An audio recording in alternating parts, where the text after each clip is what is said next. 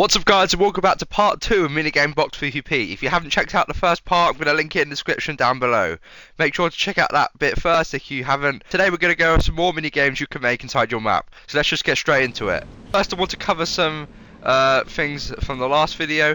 In the first person device, you're going to want to put offset when crouched on. I forgot to put this in the last video, but if you did do the first person minigame, make sure you put offset when crouched on in the camera orbit device. So guys, in the floor's lava minigame, I didn't go over the mutator zone. So the mutator zone, when players get teleported in here, they're only going to be able to build and not shoot. So they can build up, but they won't be able to shoot players for 5 seconds.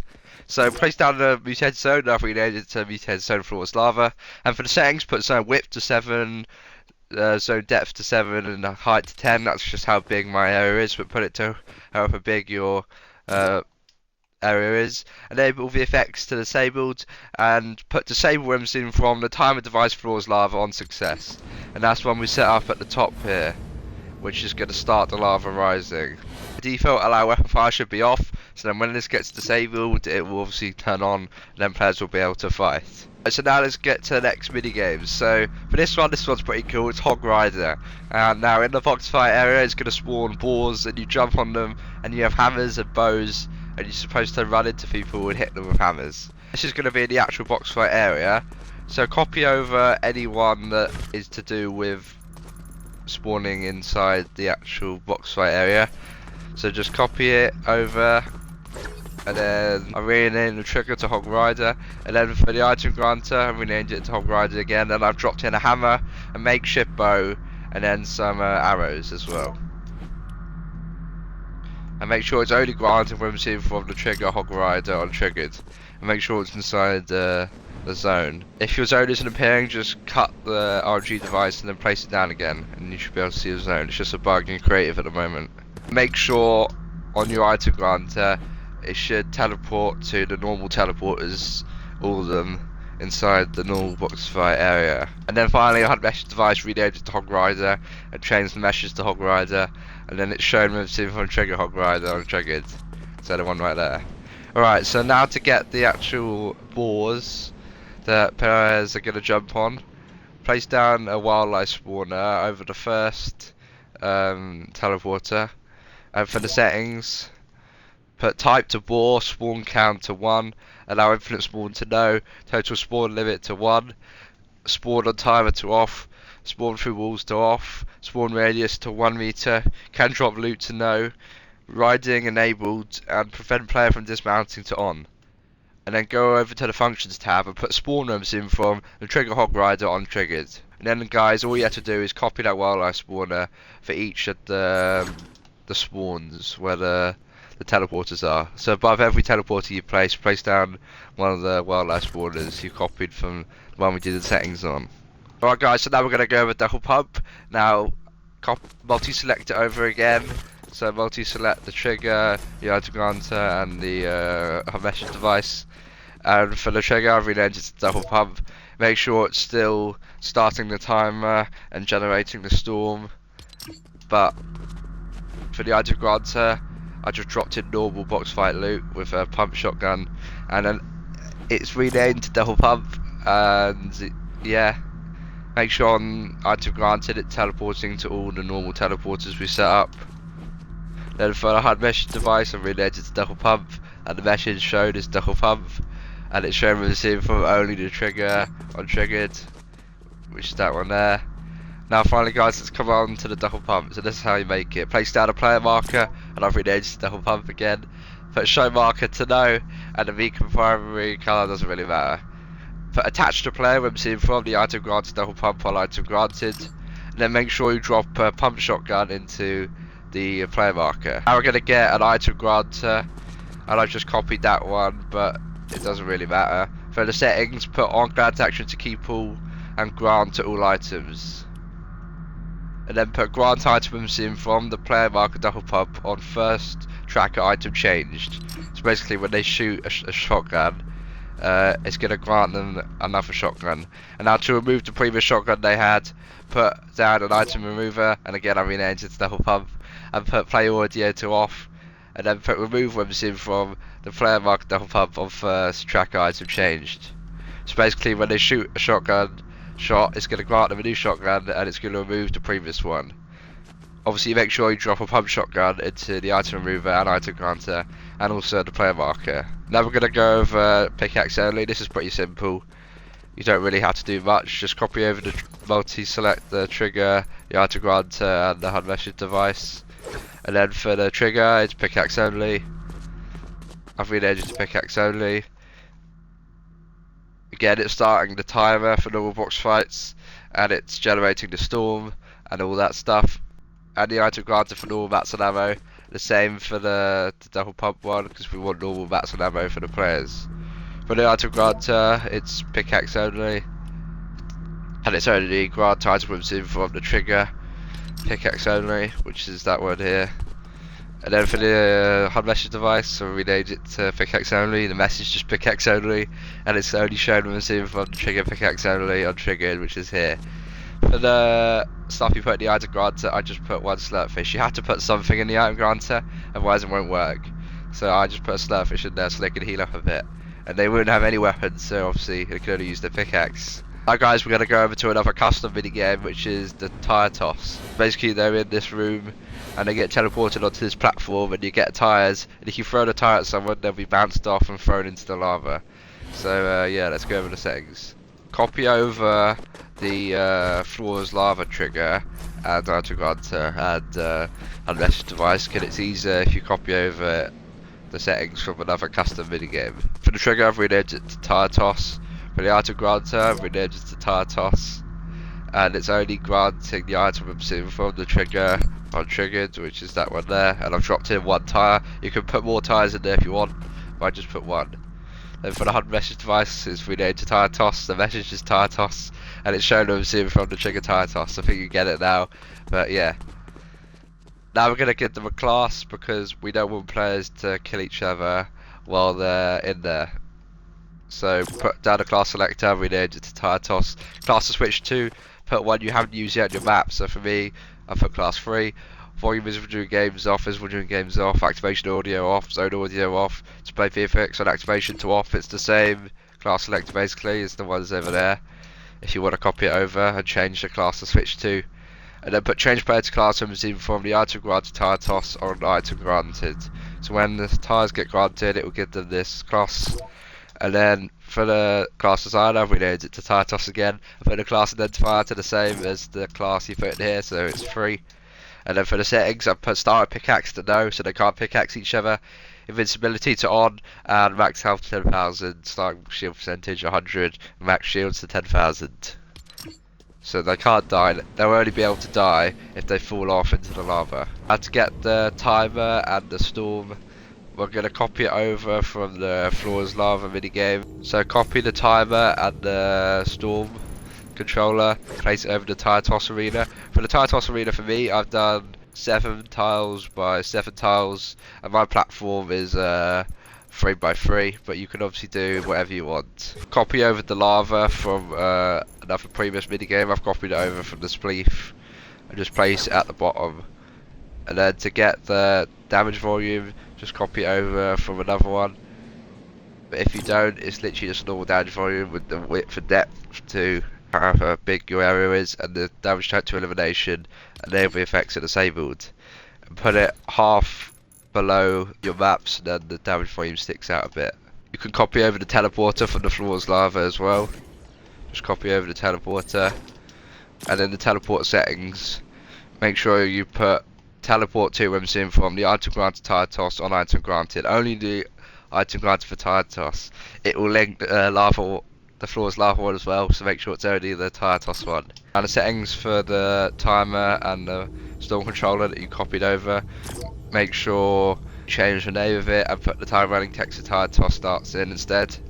And then put start when receiving from the trigger tire toss on triggered, not the floor's lava one. Make sure you remove that from the functions tab. Next, for the basic storm controller, put these settings if you want. Put how big your initial radius is. For me it's 30 because it's 7 by 7. And then the wait time, you can put it to wherever you want and the resize time. But this is a quick mini game. And then generate storm receiving from the trigger tire toss on triggered only. not the floor's lava one if you copied it over. And when you go back to the floor's lava, make sure the tire toss one is not connected to this, to make sure it's only the floor's lava ones. But sometimes it can get copied over to the previous one. And for the teleporter, make sure it's only the floor's lava. Hey guys, so there's a bit of waiting period, 5 seconds as you can see, for them to start throwing the tyres.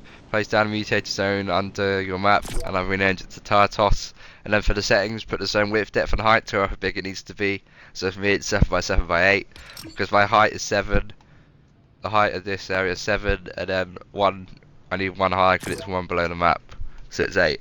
The other effects are disabled and allow building to off, and by default allow weapon fire is to off. There's the same one seen from the time device tire toss on success, which is the one we just set up here. I recommend you place your teleporter a bit high above the ground, otherwise if you place it right at the bottom, then players can sometimes get stuck inside of each other. Now we're going to go over to flying minigame. You don't have to do flying, you could do other class related minigames, for instance instant reload, or a one pump minigame by lowering the shield, or a faster speed minigame. But you will have to change the class identifier for each one you do. So for each minigame you'd have to change the class for both the class selector and class designer. So say this one was the flying one, and I did 4 and 4, then for the next minigame I wanted to do instant reload, I'd change it to 5 and 5, and then change it in here to, instead of player flight, I'd change it to instant reload, whoever that is. Now copy over the trigger, the item grant and the hard mesh device from a 1 in the normal box fights. So I've done the pickaxe one, so copy that, and that. This is 1 in the normal box fights. If you copied over one like the tire one, then all the settings would be linked to another custom minigame, and this isn't a custom minigame, so you don't want that. So for the trigger, I've renamed it to flying. For the item granter, it's flying again, and it's only granted when seen from the trigger flying. And then the weapons in it, it's just normal box fight loot, blue AR, gold pump, 2 minis, and a slurpfish. For the hard mesh device message, I put flying, and then in brackets I put double jump, because some players don't know how to fly. So if you double jump, then you can fly. Show what we've seen from the trigger, flying on triggered, so that's again the one in here. And then the class selector, this is how we're going to get them to fly. Put the class switch to one you haven't used yet on your map. These are the same settings from the previous class selector, so you can copy it over if you want. And then put change player to class when we've seen from the item granter flying on item granted. So that's the item granter here. And then the class designer to actually get the player to fly. Put the class identifier to the same one as on here, so it's 4. And then put player flight to 1. But like I said, you can put instant reload or 1 pump or a faster speed. You just have to change the class to switch to and copy everything over. Once again guys, make sure on the trigger it's still starting the timer and generating the storm and giving them normal mats and ammo. So on the item granter, on item granted, it's teleporting them to the normal teleporters. And also it should be changing them to the flying class. Now we're going to go over to another custom minigame. For this one it's going to be balloon pop. So basically they're in this area and they put on balloons and then they get bounced by these bouncers up and down, and they've got snipers, and you're supposed to snipe the balloons out of the other people so they fall to their death. So for this, copy over the trigger from tire toss and the item granter and the hard meshes device, and also the class selector and class designer, and rename the trigger to balloon pop and the item granted to balloon pop, and it's only granted when seen from the trigger balloon pop. For the hard mesh device, we named it hard mesh device balloon pop. And then for the message, it's balloon pop, put the balloons on, because when they get into the mini game, they're going to want to put their balloons on so they fly into the sky. And it's shown when seen from the trigger balloon pop on triggered, which is the one over there again. Rename the class selector balloon pop, and change the class switch to another class, so for me it's 5. And make sure it's changed to class from the item granted on item granted. And for the class designer, it's the same class identifiers you put here, so for me it's 5. Make sure it's one you haven't used yet in your map, by the way. And rename it to class designer balloon pop, and it's the same settings as the one on tire toss. So start pickaxe there, invincibility on, max health 10,000, starting shield percentage 100, and max shields to 10,000 again. Now for this one again, it's 7 tiles by 7 tiles. Height of it is 10. Our tiles are covering at the bottom with again the damage volume just covering up above it. No settings, it's just these settings here, however big you need it to be, and the damage type to elimination. So to get the bouncers, go to your devices tab and search up the bouncer gallery. Now once you place it down, you get these bouncing things to get the bouncer, and I've scaled it up by the width to the maximum it can go, and also the depth to the maximum it can go. And then I've rotated it around, so rotation, access, and put it to pitch, and then rotate it the other way so that people can bounce that way. And guys, make sure you make the bouncers to overlap, because otherwise if you don't make them overlap, then players can get stuck in the middle, and if you make them overlap, then they won't be able to get stuck. So put your grid snap to 2, and make sure, like by normal would be like that, and then you want it to overlap by 1. And also make sure you get a bit of them outside, otherwise players can get stuck on the edges as well. You only want to be seeing the actual bouncer, you don't want to be seeing the walls of the bouncer really. You can overlap them like that because they'll still get hit.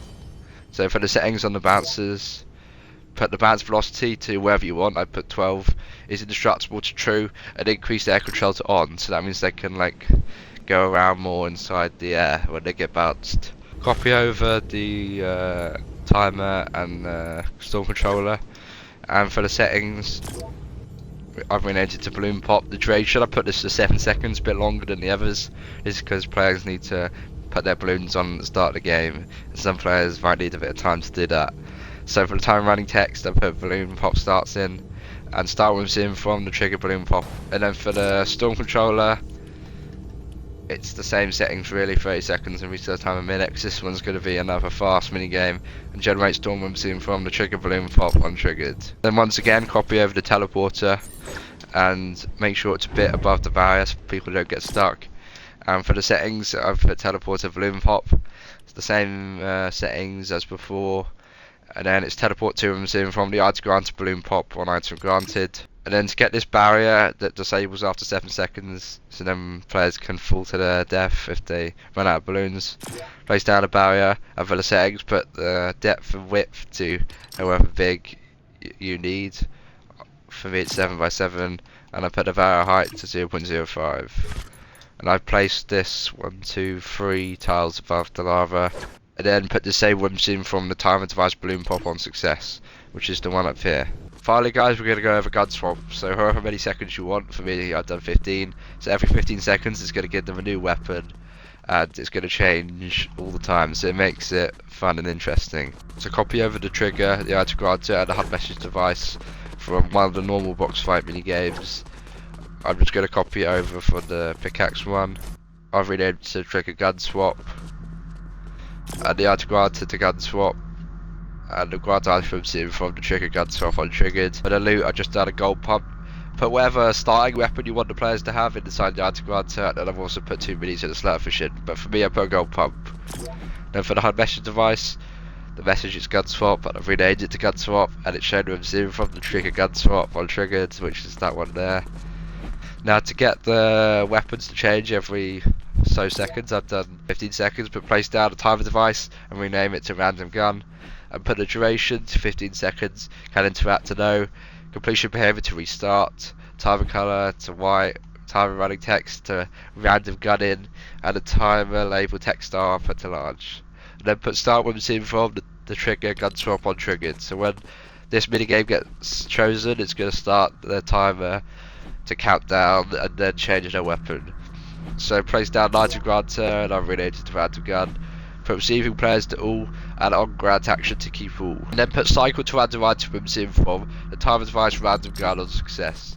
So when the timer finishes, it's going to cycle to a random item to give all the players. And then to remove the previous item, place down an item remover, and I've put random gun. And then for the settings, put affected objects to weapons, amount to remove percentage, and the percentage is 100%. And then put apply to all players and player audio to off, and remove everything from the timer device random gun on success. Alright guys, finally we're going to go over the island settings. So go to your island settings and go to mode. Now for the structure, put the max players to how many max players you want. I've done 16 for me. The teams are free for all, and the total rounds to however many you want. I've done 100. Doesn't matter for those settings. Doesn't matter for those settings. Put for the class settings, put default class identifier to no class, and revert to default class at end of round, because you don't want players to have the same class when the next round comes up. For game start, you can put an auto start if you want. 90 seconds is the maximum. You can put the game start countdown to off, otherwise you get a 3-second delay at the start of every game, so I've turned it off. Spawn limit, put it to 1, and join in progress, put spawn on next round. For eliminations, make sure eliminated players' items is on drop, and you can give them health on elimination, which is siphon, but I haven't.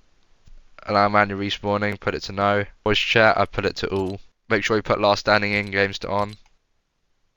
For the end condition, put time limit to none. Victory condition, put this to time alive, because then the most time alive will be the person who wins the game. If you did the flight minigame, you can change the flight speed here, but I've just left it as 1. Make sure starting shield percentage is at 100 and max shields is 100. Pickups, allow item pickup to yes, allow burning to all, infinite consumables to off, and infinite burning materials to off, infinite reserve ammo to off, allow item drop to yes. Make sure environment damage is off in the equipment section. Put the time of day to wherever you want. I put 12 because it's quite bright at 12.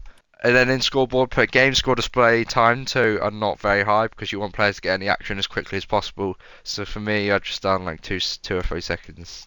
Now for the scoreboard column, for the first one, I've done eliminations, and then for the next one, I'm going to put damage dealt, and then damage taken.